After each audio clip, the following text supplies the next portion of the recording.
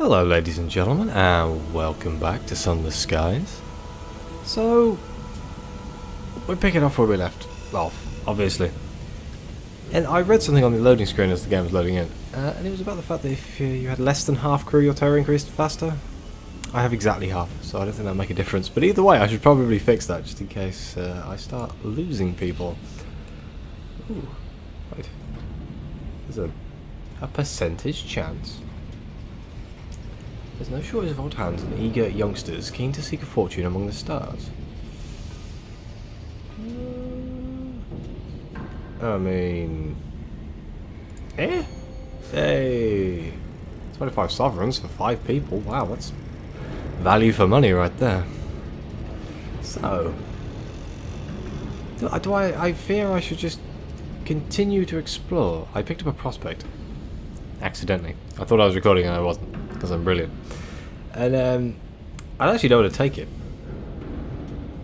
The Macabre Counsellor. Is that in London? Either way, it'll be a use for all those blasted bits of crockery I keep picking up.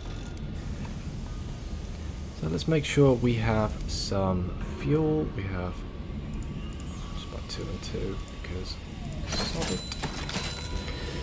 And I'm going to continue to explore down in the direction that I was looking, well, 2 days ago when the other video went up, I suppose. Down here.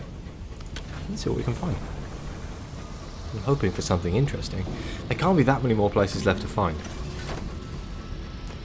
Which means then I need to just focus on getting quests and things. Yeah, I might even have to go back to the Reach. Because a lot of this stuff seems tied in with stuff that is in the Reach. So I may do that journal quest. What's it called? Inscriptions in the sky. Oh. So apparently I'm supposed to return to her. I thought I had to do all 3.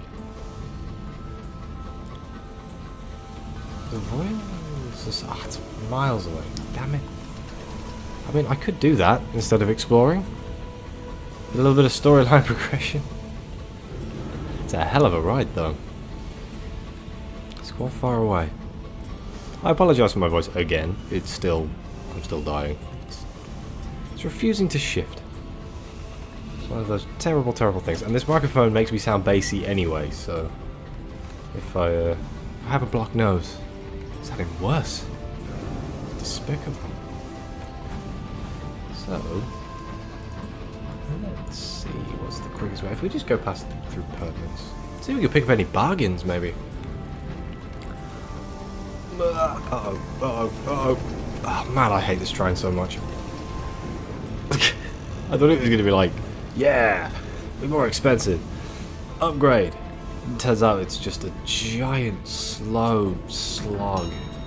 Ooh, free fuel. I'll take it. I need to pick up port reports as well, because I traded all port reports.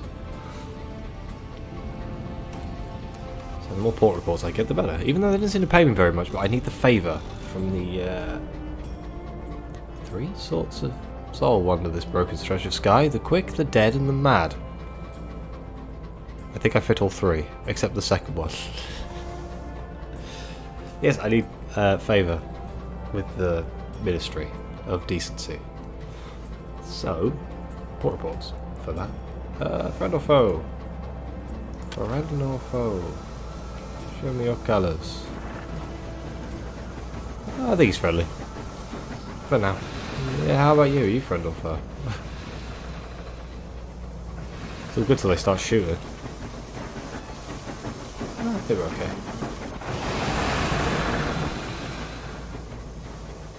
Ooh. That's no humans haven't improved in their pursuits of spray random shit into space. Let's just have a quick pop off, see if we can get the... I've heard that no one grows old in Pertinence. Can you remember Huggers for Sunless? Nor leaves. Yeah, that's right. This is basically a prison. As much as everyone likes to think it's some sort of honour. A prison for the youth. Still, there is the argument of would you choose to live forever? If it meant you could stay in the same room, it's a particularly splendid place to be, but I don't know. Seems a little... well, it seems like a bad idea. Seems like it get boring. The visitors are puffed up with importance and embarrassingly eager to tell you how they obtained the invitation. Yeah, I think I've read this. Company of the glittering inhabitants, the brightest stars. Yeah, we've read that. Do you have bargains? No, of course you don't. Bagger. Well, the port report's still good. Ugh, I hate this train. Oh god. Oh god. It's like it's slumbers. The evening ballroom. What was that? Whatever it was bad, so let's not try and find out.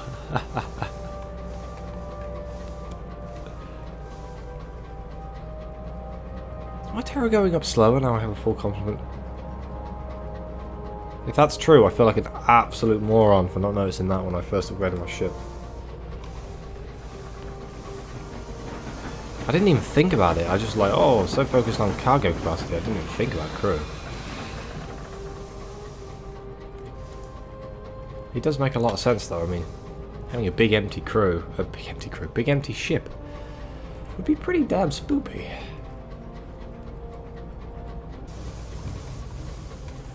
In the pop. Right, who the hell do I need to talk to? I'm guessing in the area.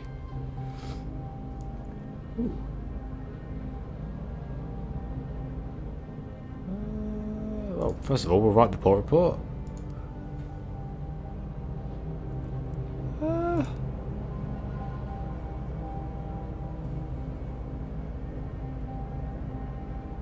Do I want an invitation to Purgerance? I mean, it seems like a very important thing.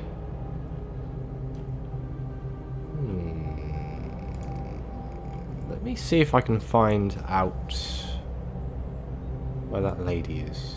52%? Ah, damn it. I should have read that. That was probably different. Ah well, if you want to read that, feel free to pause it. Even though I hate it when YouTubers do that. You have the advantage of being able to pause.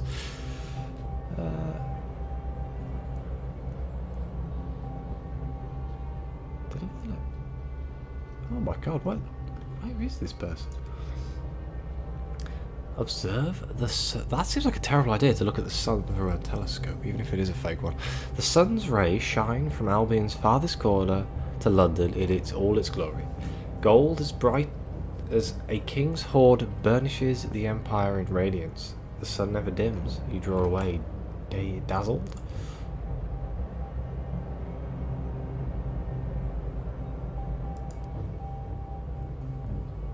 Oi. This is the Portsmouth house? Haha, there we go. We've got it somewhere. God damn it.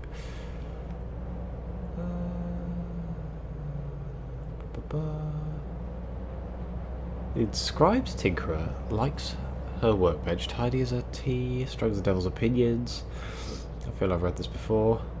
Thank God I was into a break, okay. Carefully she takes your scorched notebook in her hands and flicks through the pages, occasionally nodding. Thank you, Captain. How marvellous. It ought to be classified with the regrettables in the Dolphin compilation, I think? She traces the broken lines of the side with her blackened fingertip. The impact that destroys, the fire that burns bright. For some, there is no surrender. She takes the notebook and places it in a drawer, marked with a stamp of the Ministry. Very good, Captain. Here, your reward. I'm more than happy to do business with you from now on. What was my reward?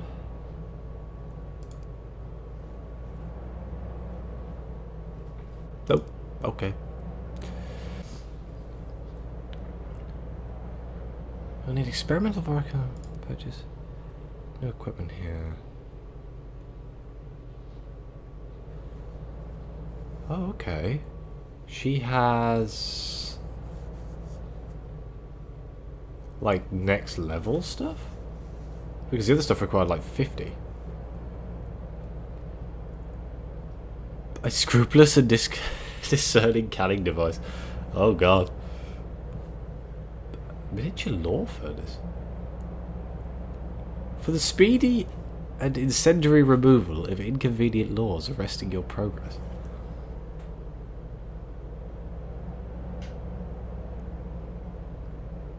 The cantankerous boring rig.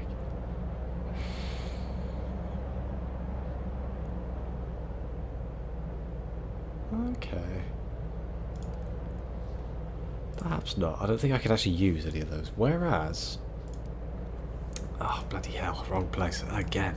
God. Here. Here is a thing. I needed irons of at least 50 for some of these. Is it the one at the top?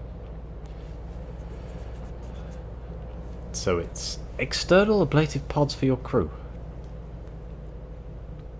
The Rossetti cabins occupy your auxiliary slot, require your irons as at least 50, and increase your hull by 7, and your quarters by 6. But they take up an auxiliary slot.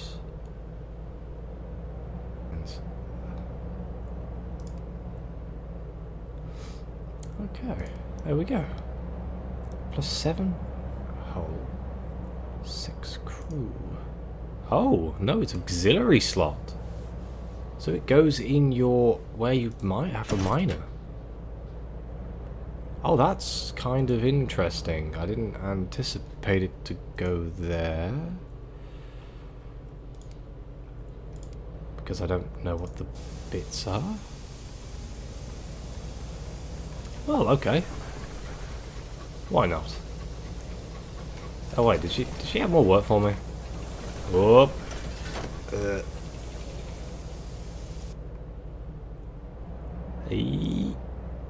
Yeah, you got the right one. She did not. Okay.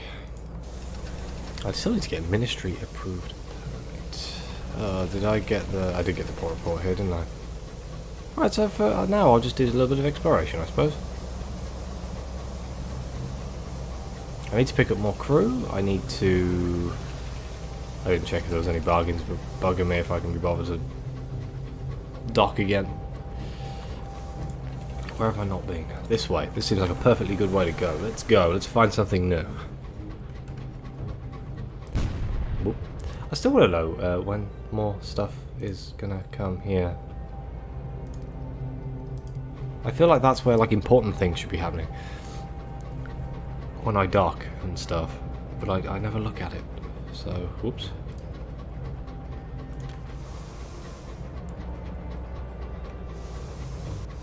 Let's see if there's anything interesting. Watch now as I'll find all of the mining things. I took the miner off, so I'm just going to find hundreds and hundreds and hundreds of things that I can mine. I should totally have bought more supplies.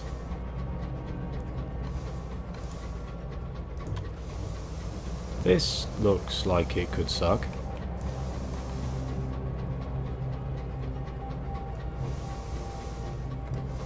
Just the general ambiance of this location feels like it could probably kill me. I wonder if having a bigger ship gives you a bigger viewing distance on the map. God damn it. Every damn time. What the hell is this? A black hulk in the mist, an old necropolis train. It's a long way from its route. Approaching the Boatman. A wreck drifts just ahead. Fierce winds rock it like an empty cradle. Its black and silver bulk gleams in your light as you search for its nameplate. The Boatman. Captain, a signaller wants your attention. The Boatman's a necropolis line engine. Brought the dead to memorandum. His eyes widen. But it disappeared one eve. They say the dead woke and commandeered the train. Nonsense, I'm sure. He doesn't look convinced. Yeah, get the pistols, lads. We're going to have a look. Ah, crap. Your pilot grazes the wreck's hull and has to reverse. Your navigator hands slip while winching the locomotives close. A clang resounds throughout the engine. Wow, what do I pay these guys for? When you finally docked, you select a few of your crew to join you. The outer door to the Boatman is rimmed with frost. The bolts shriek as they are pulled across. Inside, your torchlight reveals a narrow corridor in somber black opening onto darker doorways, likely the crew cabins. There is a long moan from somewhere deeper in the engine. Probably the boilers, your stoker whispers. Pressing forward through the cabins, you hear the rattle of something that might be chains. A bolt loose in the chassis? Your stoker suggests, less confidently. Flee! The Boatman is as dark and cold as the grave. Gas lights flicker on the walls, none substantial enough to illuminate more than the empty doorways ahead. A shattered window in the galley is responsible for the merciless cold. The source of the faint but insistent knocking is less clear. Well, curiosity killed the cat and all that. Light in hand, you wander the empty cabins and carriages. The floor of the boiler room is scarred with scorch marks.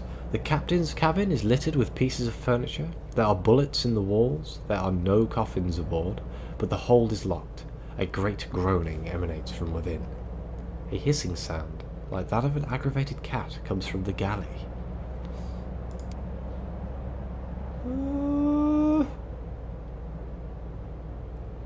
Oh, do we want to go to the galley, the engine room, or the crew cabins?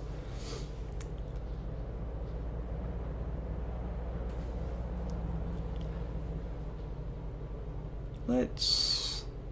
engine room. The air is as hot and dry as the heart of a work world. The incinerator has been switched on. Something is burning inside. Peering in, you can make out the remains of a bundle of black and silver uniforms, smouldering into ash. A groaning can be heard from below, like the sound of a pipe before it bursts, or a particularly unhappy digestive tract.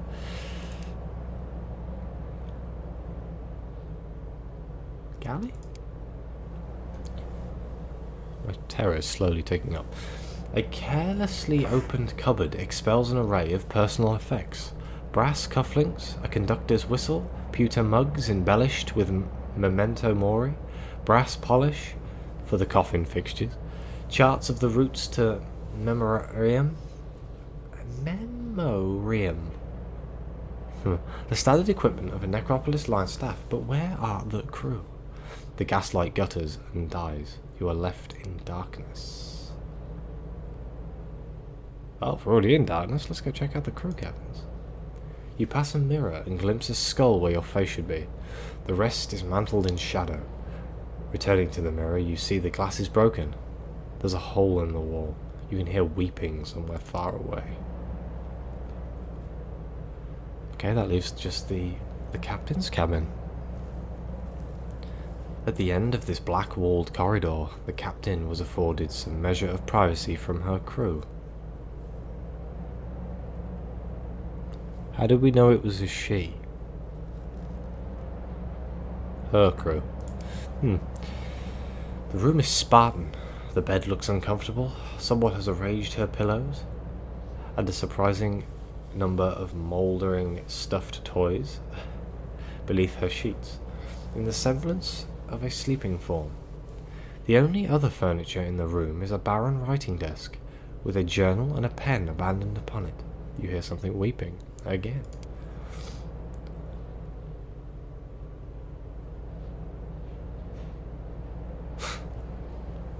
Breach the hold. It's obvious the next step. You've read enough Penny Dreadfuls. You know how to locate the source of the trouble. Afraid not. So we got to do this the old-fashioned way. And my mirrors suck. So I imagine this is going to go badly. Yeah. Your light gutters and dies. You hear footsteps nearby. Your crew? You stumble in the dark. A cold hand takes yours, clammy like the bottom of a pond. Let me help you. Your light flares again. The pallid, bloated face smiles, like an overripe peach splitting. Your navigator finds you some time later. Why was your lamp out, Captain? Oh no. Try again. Ah! Thank God. This could have been a very painful experience. Reading the captain's log provides a few clues. The 11th of September 1903. Line manager insists we shave a day and a half from the round trip. Navigator plotted new course. 12th of September 1903. Set to make memorandum in good time. The 13th of September 1903. Scout reports wefts of unravelled time on our bearing. Have instructed pilot to hold the course and our schedule. You haven't found a single coffin, and the hold is locked from the outside. The captain would have her keys with her, but you've not found her body. Either the captain felt the need to lock the hold before abandoning her engine, or she's inside. The door is locked tight. I'm intrigued by the unravelled time. I don't suppose they drove through it and it resurrected dead people. Is that a thing? Plunge through the corpse chute. The door is made of lead and is sealed as tight as death's own dominion. Explosives will be required. That seems like a terrible idea. Plunge through the corpse. Follow the progress of Albion's dead. A riskier proposition for you and a safer one for your crew. I'd rather not blow a hole in the door, so let's go.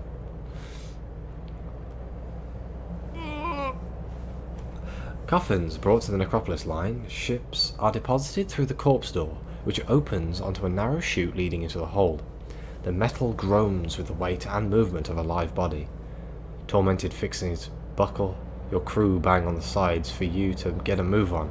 It's quite a squeeze as the chute narrows like a throat, but with a final groan you are expelled.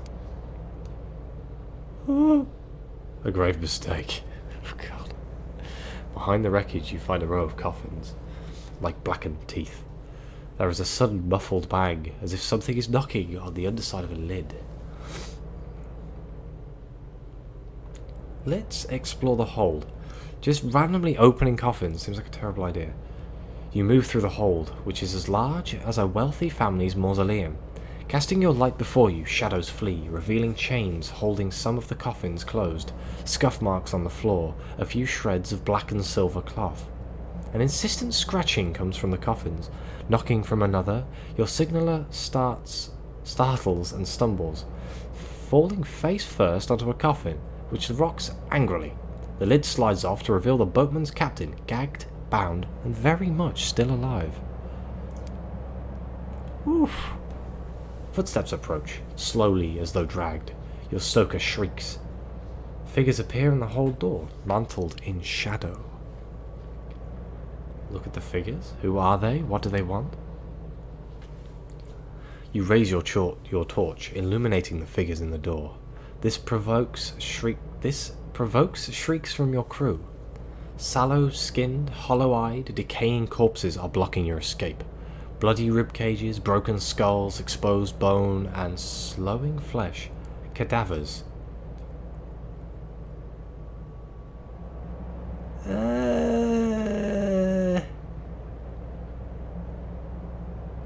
I mean, I'm all for a little bit of praying, but...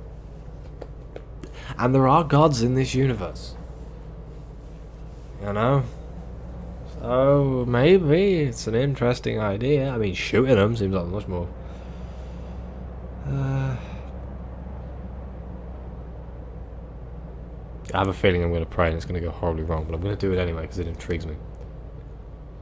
Distressingly, the cadavers join in. Oh dear. Mumbling, rasping, and otherwise mangling the words. When you finish, the leader, a tall, tattered man in a stoker's uniform, thanks you. Very grateful to you for leading us in that, Captain. They can talk? In the eerie light of your torch, you can make out the mouldering corpses. They stand in the doorway, silent as a grave. Approach the corpses. They're the key to whatever befell the boatman. The leader extends one bony hand, its limbs shaking from the weight of yet unslowed flesh.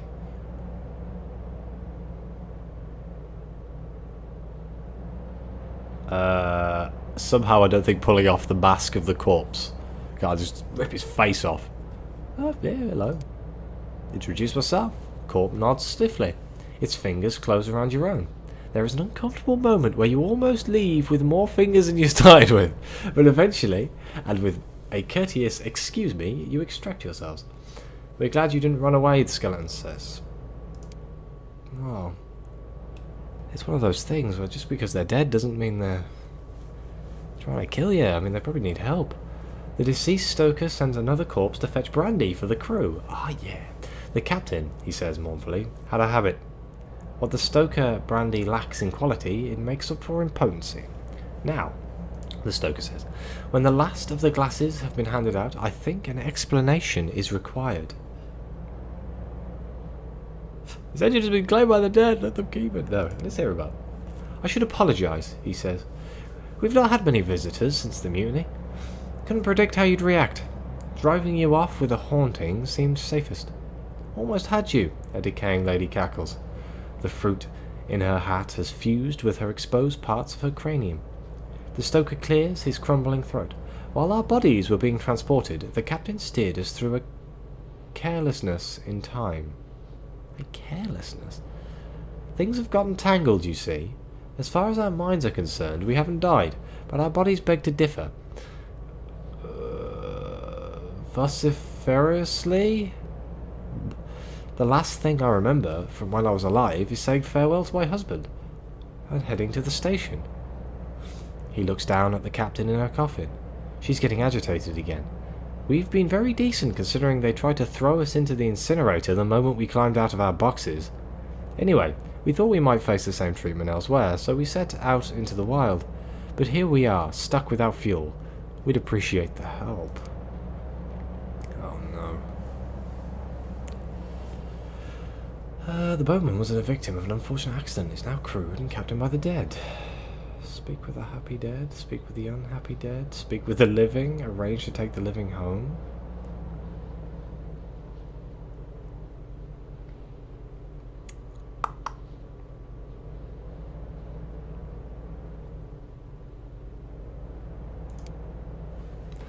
The stoker adjusts his jaw to make his speech more intelligible.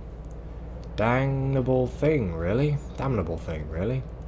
Last thing I remember from life before this is wishing him goodbye. A sigh rattles through his skull. I wouldn't want him to see me like this. He gestures to the assemblage of cadavers behind him. It's the same for all of us. No idea what we'd go back to, or who, or if we'd even be allowed. Better to have a fresh start. Speak with the unhappy dead? I had a nice tea shop in London. Opened it with my Bertie. We had word of a new strain coming in from Eleutheria. Last I know, I was on my way to the station to pick it up. She pauses to pluck a wax peach out of the fracture of her skull. All this, she gestures at her skeletal form, it's just an inconvenience. Coming back is an opportunity, and one I'd be a fool to miss. And I'm not the only one who feels this way. Well, I suppose we should speak to the living too. The captain and crew are restrained in coffins. Their mouths are stained with the residue of corned beef which the dead have been feeding them. The moment you remove the gag from the captain's mouth, she bursts into speech. Get us out of here! They close the coffin lids on us. I cannot bear another second. She pauses to regain a degree of self-control. I know we were a bit hasty popping them into the incinerator, but it was horrible. Coffins bursting open, shrieking bodies, wondering where their tea was or why they couldn't see. She shudders. But please, this is a nightmare. Okay, yep, fair enough. Well, we could definitely take the living. You haul the captain out of her coffin. The dead keep their distance, perhaps sensing their help is unlikely to be appreciated. Bloody saviour? You are? The captain whispers. Come on, lads. All aboard the captain's train. We'll sort out where we're going. What we're going to say to the line manager on the way back. The crew of the Boatman leave their train for yours. Your quartermaster can arrange the details of their crossing and provisioning. You're escorting the crew of the Boatman to the most serene mausoleum. Okay, so that's where we need to go. Speak with the unhappy dead.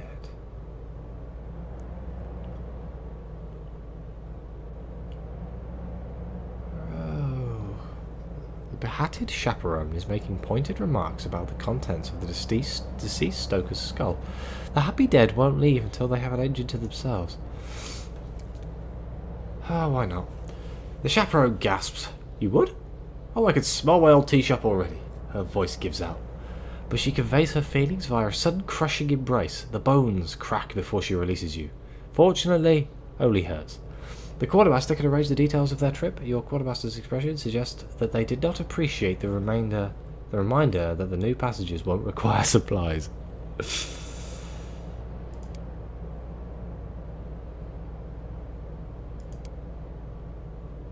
Okay.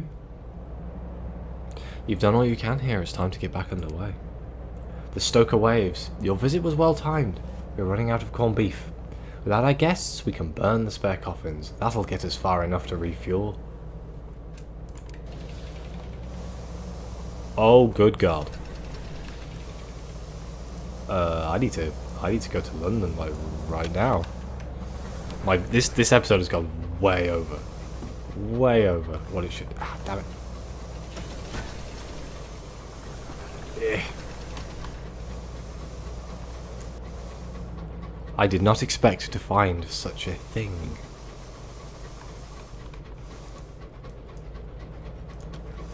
Right, let's just beeline it as quick as we can. I might cut out some of the travel time, just to make it so the episode stays roughly the same length as all the others. Because having a 40-minute episode, probably no one's going to watch it all. But I might not, because editing is a pain. Bad enough having to do all the voice mixing. Which I'm terrible at, by the way. Put a noise gate, cut all the background noise, and end up cutting myself off when I'm talking quietly.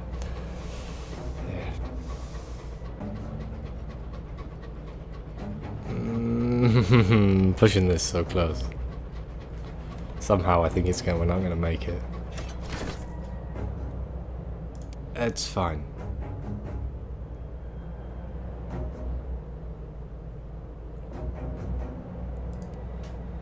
Loose hole. Ah, getting terror was terrible. God damn it. That's probably just put the nail in the coffin there. Damn and blast.